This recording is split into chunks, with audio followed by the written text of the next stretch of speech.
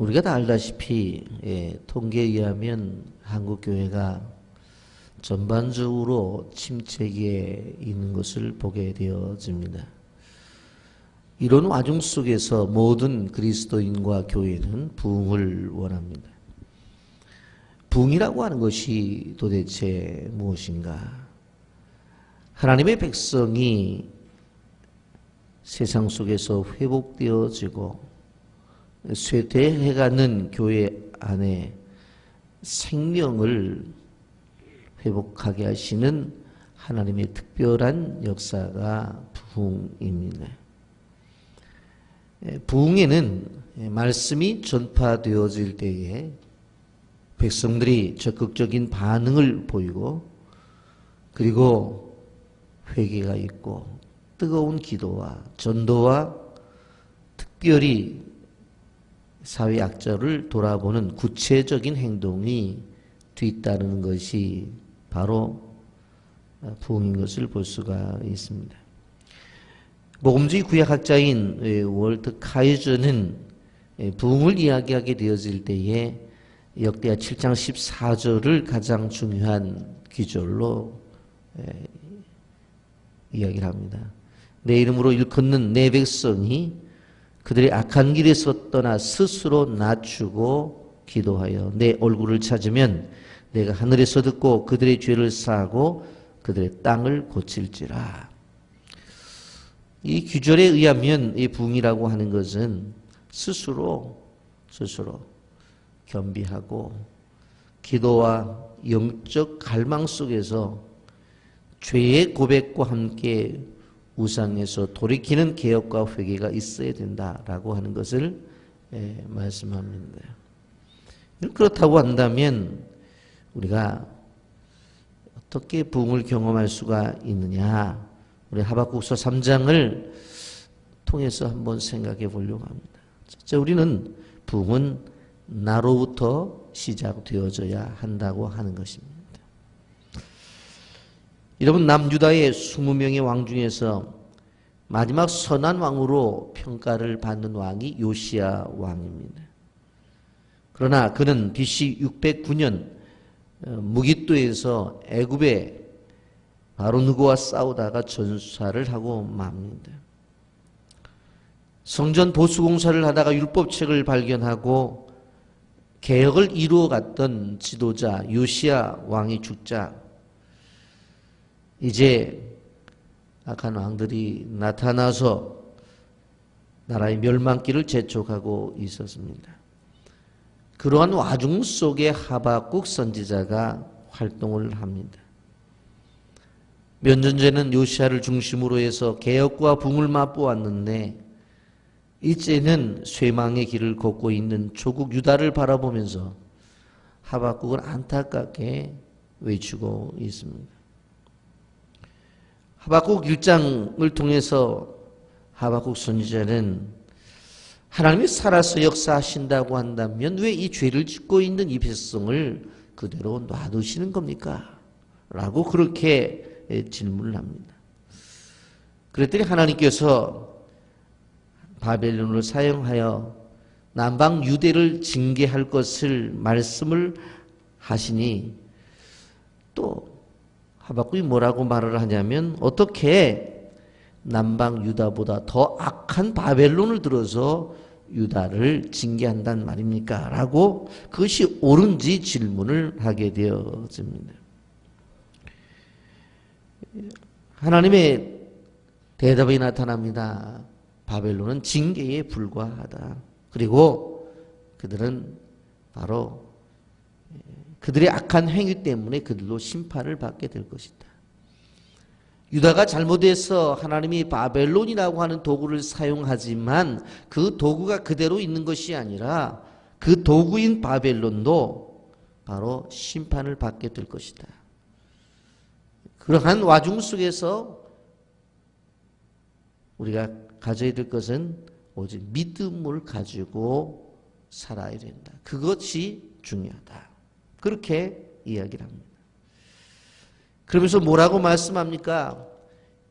그 바벨론이 일어나서 유대를 치는 것을 보면 유대가 다 무너지는 것 같고 하나님의 존재에 대해서 의심을 가지만 그러나 그렇게 생각하지 말아라. 물이 바다를 덮음처럼 여호와의 영광이 온 땅을 덮고 있는 것이다. 그러면서 너희는 믿음의 눈을 가지고 살아계신 하나님이 계신 성전에 들어가라. 그러면서 바로 여호와가 성전에 계시기 때문에 온 세상은 조용해야 된다. 그렇게 말씀합니다. 그러한 와중 속에서 바로 하나님의 부흥을 약속하는 것이 3장입니다. 여러분, 그래서 하박국서를 우리가 보게 되어질 때에 몇 개의 규절을 통해서 하박국 전체를 이해할 수가 있습니다. 하박국서 2장 4절에 의인은 그의 믿음으로 말미암아 살리라 하는 이 말씀, 그리고 의인, 그 믿음으로 말미암아 사는 바로 이 사람들이 사고는 바로 물이 바다를 덮음처럼 여호와의 영광이 이 땅을 덮고 있다고 하는 그 생각을 가지고 항상 성전에 계신 그 주님을 바라보는 성전 중심의 신앙생활을 하면서 바로 부흥을 꿈꾸며 살아가야 된다.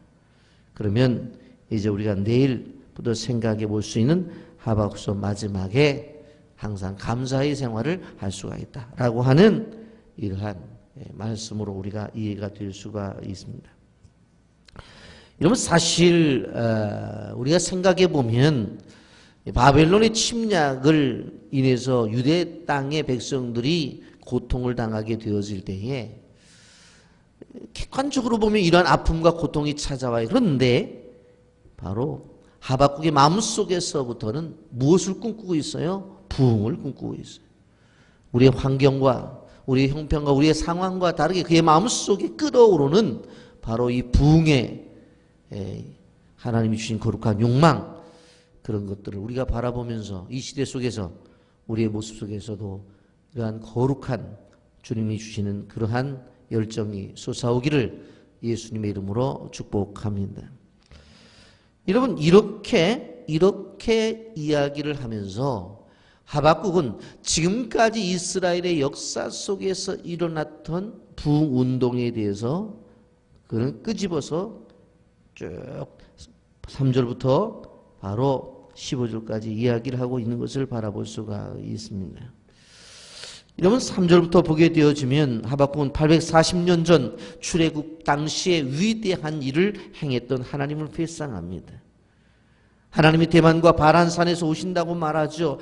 여기에서 대만과 바란산이라고 하는 것은 시내산 근처를 이야기하는데 이스라엘 백성들이 출애굽을 한 다음 한 50일이 지난 다음 이스라엘 백성들에게 율법을 주시죠. 바로 하나님께서 출애굽한 이스라엘 백성들이 율법을 준 것, 생각해 보는 것, 이걸 부흥으로 그는 생각을 하는 거예요. 그들이 출애굽을 해서 홍해를 건너게 되어지고 그들이 삶은 무엇이 광야 생활이었어요. 정말로 하나님이 구름 기둥과 불 기둥으로 인도하지 않았으면 갈 수가 없었고 만나를 주시지 않았으면 먹을 수가 없었어요. 반석에서 생수를 주시지 아니하면 마실 수가 없었단 말이에요. 이것 자체를 무엇으로 보고 있어요? 부흥으로 보는 거예요. 광야 생활 속에서 하나님의 인도하심, 그것이 진정한 부흥이다. 그러면서 4절에 시내산에 나타나셔서 율법을 주신 하나님께서 광성과 광명으로 나타나신 것, 그렇게 말씀하면서 애굽에 내려진 10가지 재앙 중에 나타난 질병, 바로 이러한 것들, 이 모든 행위들, 이런 것들을 하나의 하나님의 일하심, 그것을 부흥으로 보고 있습니다. 그리고 7절에 가서는 사사시대의 역사하신 하나님을 소개하고 있는데 사사기 7장에서 시내산 근처의 구산의 장막과 미디안의 땅의 휘장을 흔들어 버리신 능력, 사사 기드온과 오직 300용사만 가지고 미디안 종족을 물리친 것, 이건 겉으로 보면 전쟁이에요. 그런데 이것이 단순한 전쟁이 아니라 무엇으로 보고 있는 거예요? 하박국은 부흥으로 보는 거예요. 부흥으로 보는 거예요. 8절에 보시면 말을 타시고 병거를 모시는 무장하신 거룩하신 용사, 여호수아께서 하수와 강과 바다에 대하여 분을 바라신다고 말하잖아요. 홍해를 걷는 것, 요단강을 마른 땅처럼 건너 진해하게 되어진 것, 자연의 법칙까지도 거스리면서까지 역사하신 그 놀라운 역사가 이 하박국이 외치는 이 시대에도 일어나게 하옵소서. 그러니까 홍해를 걷는 사건도 부흥운동으로, 요단강을 걷는 사건도 부흥운동으로 보는 거예요. 여러분, 9절은 여호와께서 활을 쏘시며 하수들을 땅을 쪼갰다고 말을 했죠. 출애굽기 17장에 기록된 것처럼 무리바에 반석을 쳐서 갈증을 해가란 사건도 부흥으로 보는 거예요. 여러분, 40년 동안 가는 곳마다 물을 주셔서 이게 부흥이라는 거예요. 10절에서 하박국 홍해와 요단이 손들어 복종하듯 갈라진 사건을 다시 언급하죠. 여러분, 11절에 여호수아 10장에 나온 대로 여호수아가 아모리 사람을 칠 때 해가 멈춘 사건이 있었어요. 이것도 부흥이라는 거예요. 12절부터 13절까지는 하나님이 하나님의 백성들을 구원하시려고 대적의 머리를 치시고 원수의 뿌리까지 뽑아버리겠다. 여러분, 이것은 가나안 땅에서 7족속을 물리친 사건인데 이것도 부흥이라는 거예요. 여러분, 14절에서 회오리 바람처럼 갑자기 공격하는 원수조차도 하나님이 직접 물리치시되 우두머리를 창으로 찔러 죽이는 강렬한 용사로 나타나시는 것, 부흥으로 보는 거예요. 15절에서 홍해와 유단을 건넌 사건을 다시 회상하면서 그 어느 누구도 막을 수가 없었다.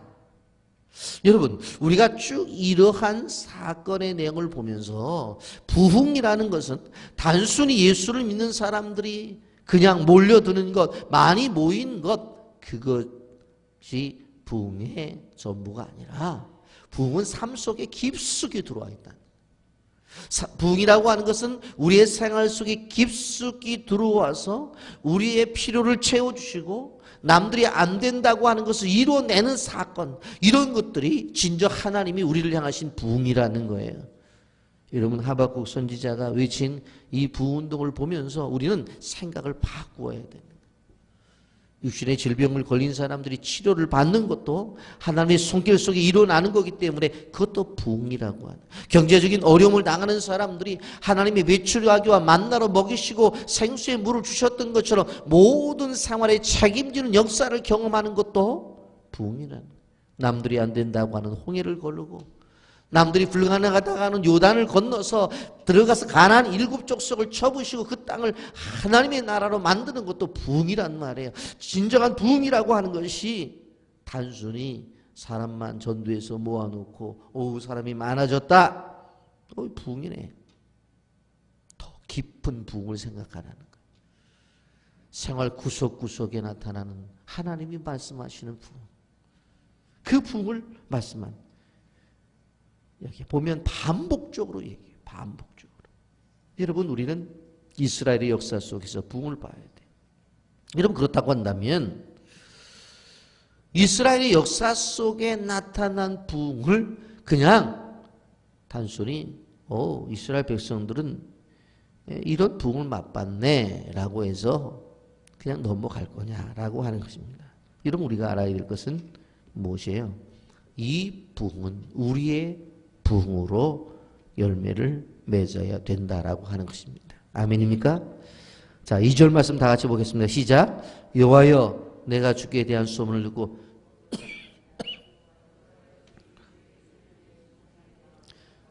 이 수년 내에 나타내시옵소서. 진노 중에라도 긍휼을 잊지 마옵소서.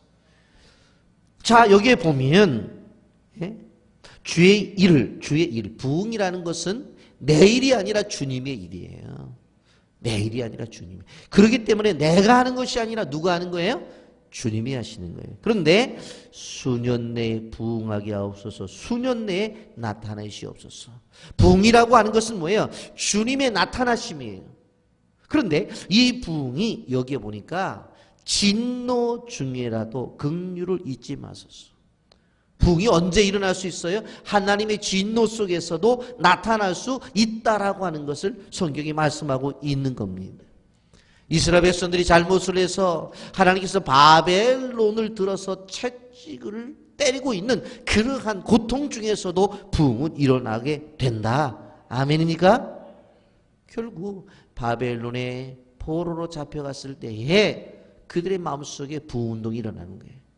그래서 대표적으로 노예 다니엘 같은 사람이 예루살렘 성전을 향해서 창문을 열어 하루에 3번씩 기도하잖아요. 그리고는 70년 만에 다 어디예요? 돌아오잖아요. 이게 부흥운동의 열매라고 하는 것입니다.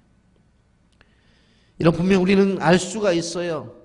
유다인의 불의를 통해서 하나님이 심판을 해요. 그러면 그 심판 속에서도 부흥을 맛볼 수 있는 사람은 어떤 사람이요? 믿음을 가지고 있는 사람. 그래서 오직 의인은 믿음으로 말미암아 살리라. 의인을 통해서 부흥운동이 일어납니다. 그리고 부흥운동을 맛보는 사람들은 어떤 사람들이에요? 바로 이 세상을 바라볼 때에 물이 바다를 덮음처럼 하나님의 영광이 이 땅을 덮고 있는 모습을 보는 사람, 그 사람이 부흥이. 내 호주머니는 비었다 할지라도 여호와 영광이 나를 덮고 있어. 나는 병실에 누워 있어도 여호와 영광이 바로 덮고 있어요. 그것이 부흥운동을 바라보는 사람들. 그 부흥운동을 바라보는 사람들은 항상 뭐예요? 아무리 어려워도 여호와가 살아서 역사하시는 하나님 교회를 떠나지 않아요. 그 교회 중심의 믿음 생활을 하는 거예요. 아멘입니까? 그런데 여기 2절에 수년 내에 주의 일을 부흥케 하옵소서라고 말씀하고 있는 바로 이 말씀의 원어 뜻은 수년 내에 주의 일을 부흥케 하옵소서, 반드시 살게 하옵소서, 그런 뜻이에요. 부흥 속에는 생명의 탄생이, 회복이 항상 전제가 되어진다고 하는 것입니다. 여러분, 하박국은 지금까지 일어났던 역사가 지금 일어나게 해달라고, 그렇다고 한다면 우리도 마찬가지입니다. 여러분, 성경에 나타난 수많은 회복의 역사가 지금 나의 삶에, 우리 가정 안에, 우리 교회 안에, 이 땅 위에 일어나게 하옵소서. 이게 부흥이라는 거예요. 여러분, 출애굽과 사사시대보다도 더 위대한 구원의 역사가 나타나죠. 누가 이루셔요? 바로 예수님이 죽으셨어요? 부활하죠? 승천하시죠. 이게 가장 큰 부흥의 역사예요. 죽음을 죽음으로 보지 않고 그 죽음 속에서 부활을 바라볼 수 있는 사람, 그리고 부활하신 주님이 다시 이 땅에서 하나님의 역사를 일으키시는 그것을 바라보는 눈이 부흥의 역사라고 하는 거예요. 여러분, 태양을 멈추시고 홍해를 가르시고 광야에서 바위를 터뜨려서 물을 주시는 전능하신 그 하나님은 지금도 우리의 하나님이라는 사실을 기억하시기를 바랍니다. 보혜사 성령님께서 이 땅에 임재하셔서 우리와 함께 하심으로 우리에게 승리를 주시고 있다라고 하는 거예요. 여러분, 홍해바다는 지금도 갈라져요. 예수님을 통해서 갈릴리 바다가 잔잔해졌던 것처럼 지금도 우리 주변에 일어나고 있는 모든 폭풍우를 예수님께서 잔잔하라, 고요하라 말씀 한마디면 이것은 고요하게 되는 거예요. 38년 된 환자랄지라도 예수님께서 일어나라고 하면 일어나는 거예요. 여러분, 열대의 혈류증을 앓는 환자랄지라도 주님께서 치료를 허락하시면 치료되는 거예요. 아멘입니까? 여러분, 우리는 기억해야 돼요. 하박국이 소망했던 부흥을 우리도 맛봐야 돼요. 주께서 하시려고 했던 큰일, 주의 일이 무엇입니까? 70년 동안 바벨론의 포로로 잡혀가는 것들이 세상 사람들의 눈으로 바라볼 때는 이거는 끝난 거예요. 멸망이에요. 그런데 그곳에서 믿음을 회복시키셔서 다시 돌아와 수룹바벨을 중심으로 해서 수룹바벨 성전을 짓고 예배가 회복되잖아요. 우리는 넓게 봐야 돼요. 우리는 멀리 봐야 돼요. 그리고 물이 바다를 덮음처럼 이 포로로 잡혀가는 그 인생들 속에서도 그거를 바라보지 말고 물이 바다를 덮음처럼 여호와 영광이 덮고 있는 그 이스라엘 민족을 봐야 되는 거예요. 여러분, 우리는 기억해야 돼요. 아브라함 때도 살아계신 하나님 지금도 살아 계십니다. 모세 시대에 살아서 역사하셨던 이스라엘 민족을 광야로 인도하셔서 그들에게 먹고 마시고 입고 생활을 책임져 주셨던 그 하나님이 지금도 우리를 인도하셔요. 그렇기 때문에 우리는 어떻게 해야 돼요? 하박국의 기도로 끝나지 않고 우리의 기도가 되어져야 되는 것입니다. 그래서 우리는 이렇게 기도를 드려야 돼요. 하나님, 우리 안에 회개의 삶의 변화가 있게 하시고 성령을 통해서 생기 있는 삶을 살게 하여 주옵소서. 말씀의 능력으로 오늘도 이기게 하여 주시옵소서. 우리 앞에 막고 있는 홍해를 열어주시옵시고, 가는 곳마다 광야의 생활이지만 만나와 메추라기와 생수를 통해서 어떠한 삶 속에서도 우리는 하나님이 주시는 은혜를 맛보며 살게 하여 주시옵소서. 이것이 우리의 기도의 제목이 되어져야 된다고 하는 것입니다. 십자가는 죽음으로 끝나는 것이 아니라 부활이 있는 것이고, 십자가는 죽음으로 끝나는 것이 아니라 그 십자가를 통해서 수많은 백성들이 생명을 얻는 역사가 나타난다는 것입니다. 여러분, 빛의교회 마지막 시대 부흥의 중심에 서고, 여러분 성도들이 이 마지막 시대에 부흥의 중심에 서기를 예수님의 이름으로 축복합니다. 아멘.